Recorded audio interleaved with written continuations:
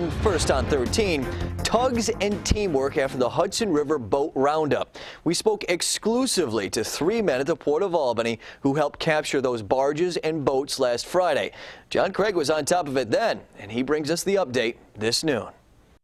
It's been just a few days since those runaway boats on the Hudson River, and the Captain JP, even with its smokestack damage, is back here in Troy. But the rest of the anchor, it's still here at the Port of Albany. It was tied up last Friday by the longshoreman. I had actually just stopped down to the Union Hall real quick to grab a coffee, and they told me what was going on. And when Skyler Hannon found out, he went to work. This longshoreman has been at the port for nearly 18 years. And one of the tugs did come in kind of hot and rippling the timbers down. Here's a shot of Hannon line handling his vessel after vessel was being corralled. There was at least 10 other guys that stopped doing what they were doing with their families or whatever they were doing out here and dropped what they were doing and got down here to help.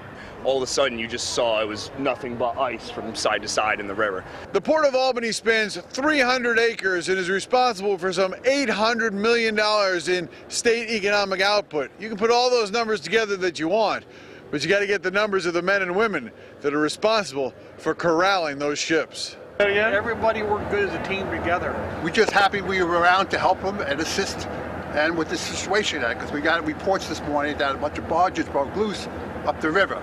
So we're just happy to be around and help out. Kenny Ruiz and Stephanie Raleigh have 80 years experience between them. The Turicano tugs were first in defensive mode to keep the vessels in front of them, then forced them to the port, as seen in this DEC video. You got to watch the currents and tides and the ice. You got to be careful too, because you got to watch your own boat. Make sure that your safety, your boat is first.